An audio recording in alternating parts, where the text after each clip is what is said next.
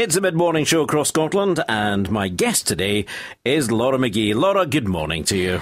Hi there, Ally. How are you doing? I'm all right. It's ages since we've been here together, isn't it, in a studio? It seems like forever. I know, but you've been away. You've been away doing things. That's right. There's been so much going on. I think that's why it seems like so long ago. How does someone from Scotland, from the wee town of Monifieth, manage to get to be sort of mixing shoulders and little parties with famous Nashville type people in Tennessee and all these places? Well, I suppose the journey's been ongoing for the past few years, and since I started working on Celticana, I got involved with working in the studio in Nashville and working with some Americana musicians like Jim Lauderdale, who's written hits for the Dixie Chicks, and my connections over in Nashville just opened up from there. And I got my 3-year visa in February last year, and I've been based over there since July. Went over in July, and I'm pretty much based there most of the time, although I've got a few exciting things coming up this year in Scotland as well. So 2011's looking very exciting at the moment. Yeah, you're just about to head off again, aren't you? You're heading off to That's right. to Nashville. I tell you, bang, right into the new year with a bang. It's been absolutely brilliant.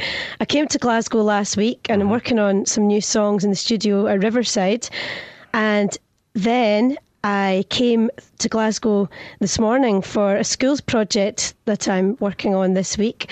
It's a workshop, and I'm getting ready to do the St Mungo's Bairns Festival on Thursday at the City Chambers. And the festival that we're working on is actually a project funded by the Glasgow Council, and it's in St Paul's and White Inch, and we're working on a new song about Glasgow.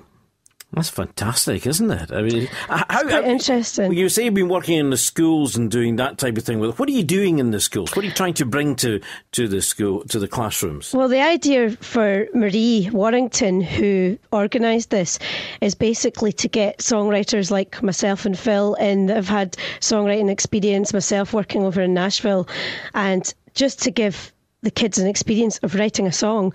And we have actually, believe it or not, finished the song today. With the children, and we're very excited about it, actually. Yeah. The kids have been given some great input. Really, really good. I asked this of many songwriters because I'm very envious. I mean, I couldn't write a sentence down, never mind a whole song. But can you sit down quite easily, Laura, and just put things together then? Or does it take a Not easily. No? I tell you what, the thing is, when songwriting's going well, it's brilliant, it's really rewarding, and when it's not going so well, it can be very frustrating. It's just getting to that point where the song's finally at a point where you think, right, I'm really happy with that now, and that's when it feels amazing. So moving from Scotland, we'll come back to the story of Scotland in a moment, but moving from Scotland to the States, was that really an effort to try and improve your songwriting skills? Partly, yeah. I mean, I've come from a very traditional Scottish background. I've always written traditional fiddle tunes since a young age, through my teens and things. And I worked on the project, the Arbroath Suite, which is another thing that's coming up this year. This is how busy 2011's looking. I'm doing a concert in the Caird Hall on the 4th of June with the Royal Scottish National Orchestra, who are performing my piece, the Arbroath Suite. That's fantastic to get really the orchestra doing that, isn't it? That's wonderful. I really can't wait to hear it all scored for full symphony orchestra and to perform it with them. It's going to be amazing. Nicola Benedetti's on in the second half and I'm on in the first half. That'll be a great night, actually, with both of you on there. Nicola's been on the programme a couple of times here. That's right. So, yeah, that'll be superb. And it's close to home, so all the family and friends will be out that night. Oh, Caird Hall. Laura, you know what it's going to be like. You're going to get loads of texts saying, any tickets going? You know what your family are like. They're miserable when putting hands in their pocket. My family. Don't know about that. So that's coming up in February. You've got a Burns night as well, haven't you?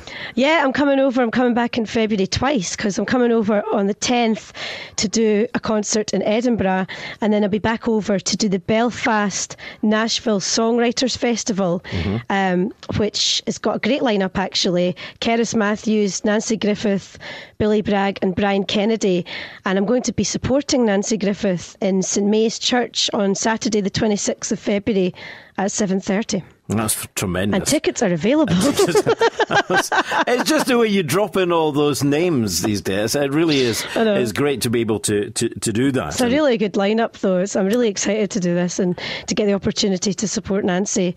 It's kind of like I'm coming over from Nashville to be part of the Nashville Belfast Songwriters Festival. It's crazy. It's crazy, to think isn't that it? I could be coming over from Dundee, but I'm actually coming over from Nashville.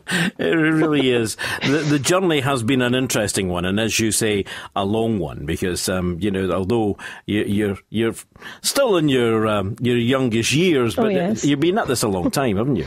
How did it all start from you? Where did you train? What did you do? Because there are many people who will be listening to this programme today who maybe not heard from you before. Yeah, that's true. Don't know the background.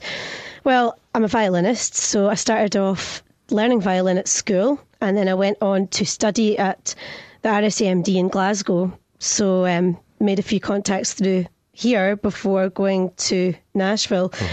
But also always did traditional fiddle music through my teens. I did the festivals in Banchory, Kirriemuir and Musselburgh.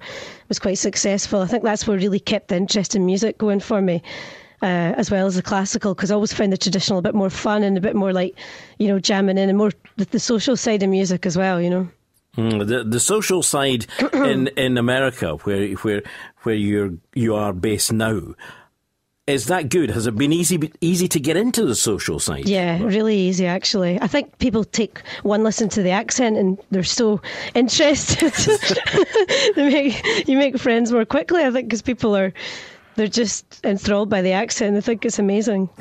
And it's amazing the differences in language, even, it's just across the pond, but all these different things. The cultural, it makes you really aware of, just how strong a culture we have in Scotland.